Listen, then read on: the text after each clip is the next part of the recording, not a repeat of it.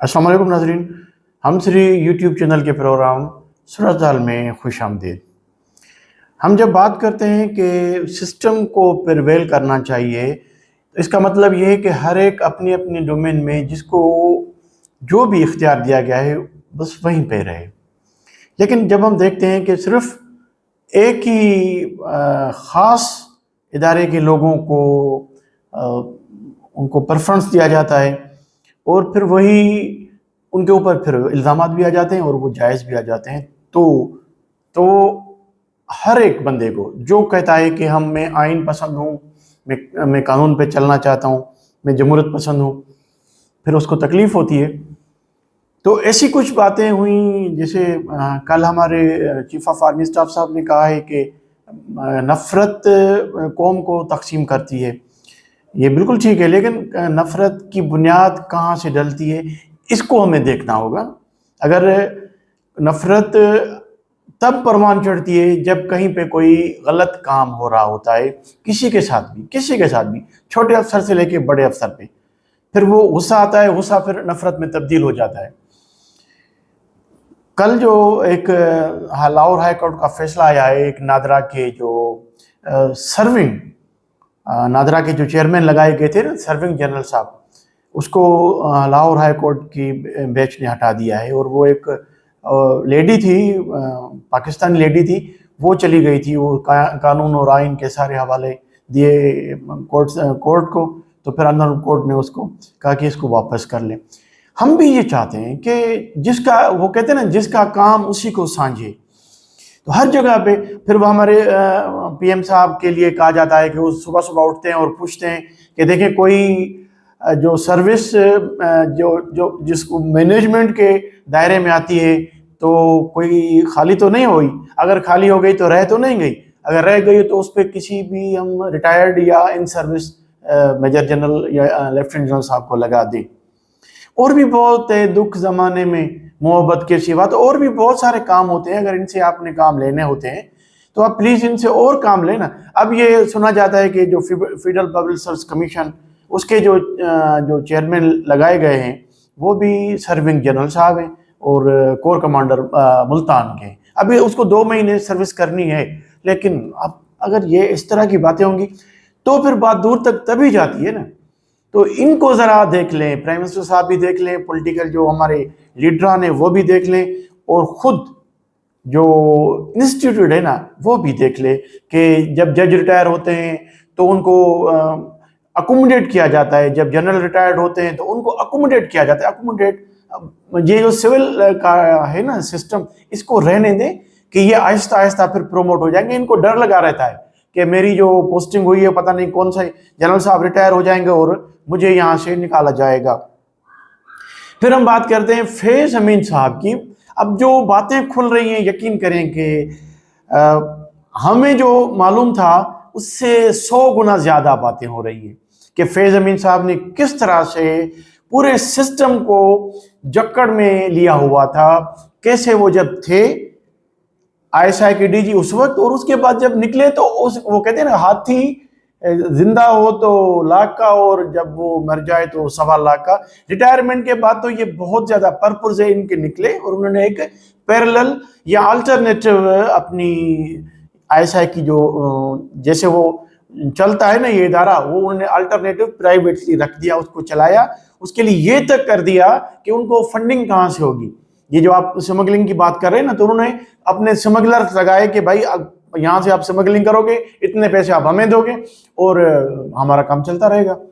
और उन्होंने फिर अब सुना है जाके कि भाई उसके ऊपर ये 2 साल हो गए ना, तो अब क्यों आके इदारे को महसूस हुआ 1 महीना पहले 12 तारीख अगस्त की कि इसको गिरफ्तार करना चाहिए। वो कहते हैं कि अब उन्होंने बरमला कहना शुरू कर दिया था और वो अंदरूनी खाना नहीं कहते थे, बाहर आके जो महफिलें होती थी कोई मैरिज हॉल में, और जो ज़ाहिर है उसमें बहुत सारे बड़े बड़े लोग बैठेंगे, हम और आप तो नहीं बैठ सकते, वहाँ के कहते थे कि देखें ये इस वक्त के जो चीफ ऑफ आर्मी स्टाफ साहब हैं ये अकेले तनहा है और इनको इदारे की तरफ से कोई भी जो कहते हैं ना कि कमक नहीं मिलती है और बस ये अकेले हैं, तो इसलिए बस कुछ दिनों की बात है, हम आने वाले हैं।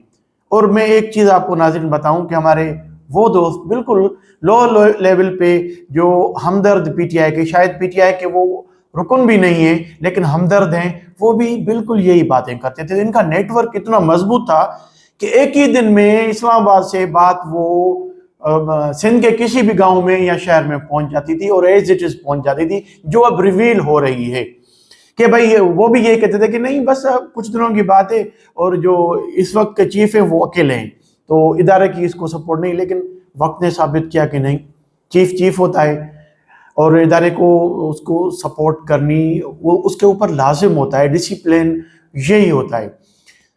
اب جب وہ گرفتار ہو چکے ہیں اور کہا جاتا ہے کہ بس 1 مہینہ مشکل سے لگے گا، اور جو فیلڈ کورٹ مارشل ہو رہا ہے وہ فیلڈ جنرل کورٹ مارشل ہو رہا ہے، اس کی اینڈ ہونے کو ہے 1 مہینہ زیادہ سے زیادہ۔ تو اب چیخیں ہم نے اڈیالہ جیل سے سنی ہیں، اب ڈیسپریشن کی یہ حالت بانی ہے پی ٹی آئی کی کہ وہ ایک چھوٹے سے افسران ہیں نیب کے، ان کو گالیاں نکال رہے ہیں، تو کہہ رہے ہیں کہ نہیں چھوڑوں گا۔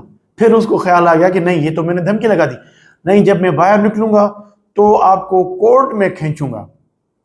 چلیں یہ بھی دن دیکھنے تھے عمران خان صاحب کو، کل دیکھیں کیا ہوتا ہے۔ سنا ہے کہ بہت سارے لوگ آئیں گے پورے پاکستان سے، تو لاکھوں کا مجموعہ لگے گا، ستی کوئی ایک علاقہ ہے وہاں پہ اسلام آباد کے مضافات میں۔ اب دیکھنا ہے کل سب کی نظریں، اب پہلے تو یہ ہوتا ہے جلسہ پی ٹی آئی کا یا نہیں ہوتا، اور دوسرا اگر ہوتا ہے تو کتنے لوگ اس میں شامل ہوتے ہیں، اور جب شامل ہوں گے تو ان کی جو وہ تقاریر ہوتی ہیں وہ کیا ہوں گی۔ تو اب بات واضح آ گئی ہے، وہ کہتے ہیں کہ وہ سامنے جو دیوار پہ نوشتہ دیوار لکھا ہوا ہے کہ فیض امین صاحب کو سزا ہو رہی ہے، اور عمران خان صاحب کو بھی اسی کیس میں۔ اب ثاقب نثار صاحب ہو سکتا ہے وہ ترلے کر رہے ہیں اور کہہ رہے ہیں کہ جو میرے پاس معلومات ہیں یا جو میں انفارمیشن آپ کو دینا چاہتا ہوں وہ دے سکتا ہوں، لیکن لگتا نہیں ہے باجوہ صاحب وہ نکل جائیں گے۔ یہ اب مطلب 50-50 ہے، اور لیکن زیادہ چانسز یہ ہیں کہ وہ نکل جائیں گے۔